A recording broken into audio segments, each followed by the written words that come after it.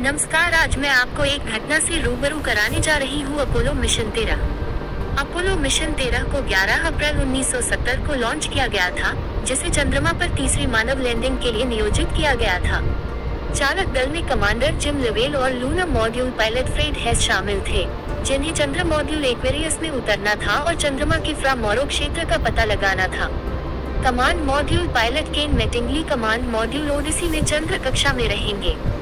हालांकि लॉन्च से 4 दिन पहले ये निर्धारित किया गया था कि मैटिंगली खसरे के संपर्क में आ गए थे और उनमें कोई प्रतिरक्षा नहीं थी। उड़ान के दौरान मैटिंगली के बीमार होने की संभावना से बचने के लिए उनकी जगह उनके बैकअप जैक स्विगेट को रखा गया।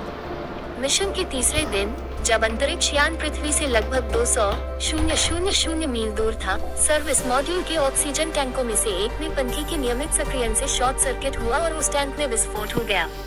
नतीजतन दोनों ऑक्सीजन टैंक फट गए और उनकी सामग्री अंतरिक्ष में फैल गई। चंद्रमा पर लैंडिंग रद्द कर दी गई और चालक दल ने पृथ्वी पर वापसी की यात्रा के लिए जीवन यापन के लिए चंद्र मॉड्यूल का उपयोग जीवन नौक के रूप में किया। चंद्र मॉड्यूल को 2 दिनों के लिए 2 लोगों का समर्थन करने के लिए डिजाइन किया गया था और अचानक इसे लगभग 4 दिनों के लिए 3 लोगों का समर्थन करने की आवश्यकता थी। चालक दल प्रति व्यक्ति प्रतिदिन 6 ऑन्स पानी पर निर्वाह करता था। बिजली का गंभीर रूप से राशन किया गया था और केबिन के अंदर का तापमान 40 डिग्री फ़ारेनहाइट 4 डिग्री सेल्सियस से नीचे चला गया। CO2 का स्तर खतरनाक स्तर पर पहुंच रहा था जब मिशन कंट्रोल ने प्लास्टिक बैग, कार्डबोर्ड और डक्ट टेप का उपयोग करके एक प्रणाली तैयार की, जिसने एक्वेरियस को ओडिसी से लिथियम हाइड्रोक्साइड कनस्तरों का सफलतापूर्वक उपयोग करने की अनुमति दी। चालक दल ने प्रशांत महासागर में लैंडिंग क्षेत्र तक पहुंचने के लिए आवश्यक 3 प्रक्षेप पथ सुधार युद्धाभ्यास करने के लिए एक्वेरियस पर इंजन का उपयोग किया। जब ओडिसी ने पृथ्वी के वायुमंडल में प्रवेश किया, तो यह ज्ञात था कि विस्फोट ने अंतरिक्ष यान की हीट शील्ड को नुकसान पहुंचाया था या नहीं। सौभाग्य से ये क्षतिग्रस्त नहीं हुआ था। कम केबिन तापमान के कारण वायुमंडलीय आर्द्रता संघनित हो गई थी, जिसने केबिन के अंदरूनी हिस्से को तरल पानी की बूंदों से ढक दिया था, जो पुनः प्रवेश के दौरान बारिश के रूप में गिरे थे।